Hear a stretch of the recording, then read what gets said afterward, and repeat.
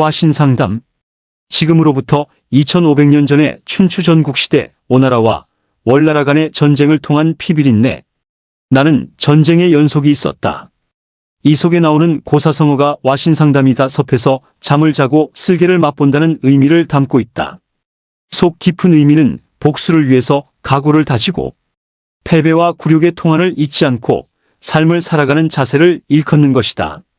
드라마로도 나왔고 책으로도 나와 있다. 이선상 역사소설로 6권으로 되어 있다. 월나라 공주 개환이 오나라로부터 월나라로 도망쳐오는 부분부터 얘기는 시작된다. 그녀는 시아버지로부터 겁탈을 당하는 수모를 겪은 후였다. 약소국이던 월나라는 오나라에게 침략의 빌미를 제공할 수 없다는 것으로 해서 결국 오나라로 공주를 돌려보낸다. 국경을 넘던 공주는 경계석에 머리를 박고 자결로 한 많은 생을 마감하게 된다. 이런 와중에 오왕 함녀는 월나라를 공격하고 전쟁을 벌인다. 함녀는 치명적 상처를 입게 되고 그 후유증으로 병사하고 만다. 함녀의 뒤를 이어 왕위에 오른 부차는 선왕에 대한 복수를 다짐한다. 장작 위에 자리를 펴고 그곳에서 자며 방 앞에 사람을 세워두고 출입할 때마다 부차야 아비의 원수를 잊었느냐? 라고 외치게 한다. 이런 독한 각오로 복수의 칼을 갈던 부차는 곧 월나라를 공격하여 승리를 거둔다. 회계산으로의 도망을 쳤던 월왕 구천은 회계산의 치욕을 결코 잊지 못한다. 구천을 이를 계기로 방 안 석가래에 쓸개를 매달아 놓고 앉거나 눕거나 항상 이 쓸개를 핥으며 패배와 굴욕의 쓴맛을 되씹으며 복수를 준비한다. 인고의 세월을 보낸 구천은 20년 후 다시 오나라를 공격해 오왕 부차에게 승리를 거두고 여러 나라를 정복해 제후의 반열에 오른다. 이때 경국지색의 미모를 지닌 서시의 미인계가 등장한다. 찡그린 얼굴까지 흉내를 내게 했다는 고사까지도 유래된다. 여기에서 나온 말이 효빈이다. 당시 서시는 3년 동안 도성에 머물며 노래, 춤, 화장법, 걸음걸이 등을 배우고 난 후 부차에게 헌상되었다. 본래 서시는 구천의 책사였던 법녀의 여인이었으나 미인계를 위해 부차에게 가게 된다. 속설에서는 오나라가 멸망된 후 다시 법녀에게 가게 되었다고도 한다. 오나라에는 상국으로 오자서가 있었다. 본래는 초나라 사람이었으나 아버지와 형을 잃고 오나라로 오게 된다. 손자와 더불어 함녀왕을 부국 강병하게 만들고 초나라를 정복하게 꼬드긴다. 이렇게 정복한 초나라에서 오자서는 왕의 무덤을 파헤쳐서 그 죽음에 채찍질을 하며 그 통한을 풀게 된다. 이를 일러 굴묘편시라고 한다. 사기를 썼던 사마천의 한도 이오자 서에 못지않은 것이었으리라 여겨진다. 왕에게 바른 말을 하다 궁형을 당하는 고통을 겪게 된다. 부모 형제를 잃은 원한에 사무친 복수의 화신이 된 오자서는 부차에게 제대로 인정을 받지 못하게 되고 자결을 강요받게 된다.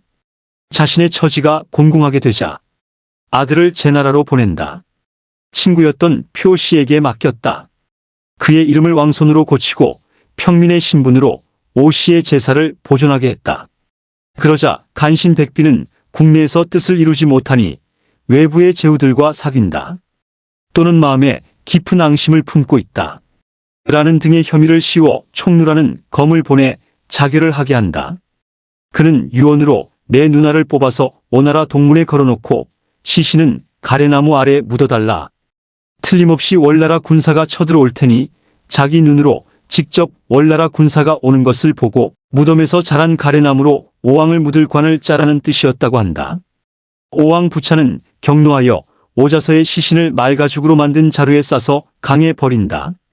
그러자 오나라 백성이 시신을 강에서 건져내서 오산에 묻고는 그 산 이름을 서산이라고 고쳤고 강 이름도 서강전단강이라고도 불림이라고 부르게 되었다. 결국 오자서의 예언대로 오나라는 월에 병합되고 부차는 죽어가면서 오자서의 조언을 배관시했던 것을 후회하며 눈물을 흘렸다고 한다. 그는 죽은 후에 오자서를 볼 면목이 없다면서 시신의 눈을 가려달라고 부탁한 뒤 자결을 했다고 한다. 오나라에 오자서가 있었다면 월나라에는 명재상에 속하는 법녀가 있었다. 그는 월왕 구천을 도와 오나라를 멸망시키는 1등 공신이 된다. 오나라가 멸망한 뒤 친구였던 문종에게 이런 말을 남긴다. 구천은 장경 5회의 상이다. 고난은 같이 할 수 있어도 부귀는 같이 할 수 없다. 날랜 토끼가 죽으면 좋은 개가 삼키고 높이 나는 새가 없어지면 좋은 활이 들어가고 적국이 파하면 모신이 죽는다고 했다. 그러니 재빨리 월나라를 떠나는 것이 좋을 것이라고 충고하고 자신은 미련 없이 월나라를 떠난다. 그러나 문종은 미적거리고 남아있게 되지만 결국 죽음을 맞게 된다. 이런 얘기들이 있는 것이 와신상담 또는 월왕구천에 관련되어 있는 대강의 줄거리이다. 여기에서 최고의 명장면이라고 여겨지는 하나를 소개하면서 마무리를 짓고자 한다. 이 장면은 부차가 범녀에게 자기 밑에서 일을 좀 해주기를 권하는 바에 대하여 범녀가 사양하면서 내뱉는 말인데 책에서 인용된 부분이다. 명철보신의 화신 범녀가 부차에게 자신이 구천을 섬길 수밖에 없는 명분으로 내세우는 것이다. 부차가 말하였다. 현명한 여인은 망가에 시집을 가지 않는다 했소. 또 현명한 신하는 도의를 모르는 군주에게 머물지 않는 법이요. 과거의 원한을 문제 삼지 않을 터이니 범녀의 재주를 제세구민에 쓰지 않는다면 그것은 하늘의 은덕을 저버리는 셈이 아니겠소? 과인의 신하가 됨이 어떠하오? 범녀의 답변이다. 부차 대왕 패장이 감히 어찌 입을 열겠습니까? 많은 망국의 신하는 신하의 도리를 다하지 못한 것입니다. 범녀는 구천 대왕의 신하된 자로 대왕이 오나라의 죄인이 됨을 막지 못했습니다. 나라가 패망하고 국왕이 타국의 죄인이 된 것만으로 소신 범녀는 큰 죄를 지은 것입니다. 둘째로 옛 성인의 말씀에 따르면 주군이 심려하면 신하는 치욕을 겪고 주군이 치욕을 겪으면 신하는 죽음을 감내해야 한다고 합니다. 하나 저는 죽지도 못한 채 이리 목숨을 부지하고 있지 않습니까? 저는 이미 말할 필요도 없이 철저히 패배한 파렴치한입니다. 이에 또다시 권력을 좇아 변절한다면 이 한몸 파라배를 불리는 대역 죄인이 되지 않겠습니까? 부차대왕 소인이 은혜를 모르거나 세상을 위한 노력을 아끼고자 함이 아닙니다. 범녀의 이 더러운 이름이 오나라의 조정을 더럽힐까 염려될 뿐입니다.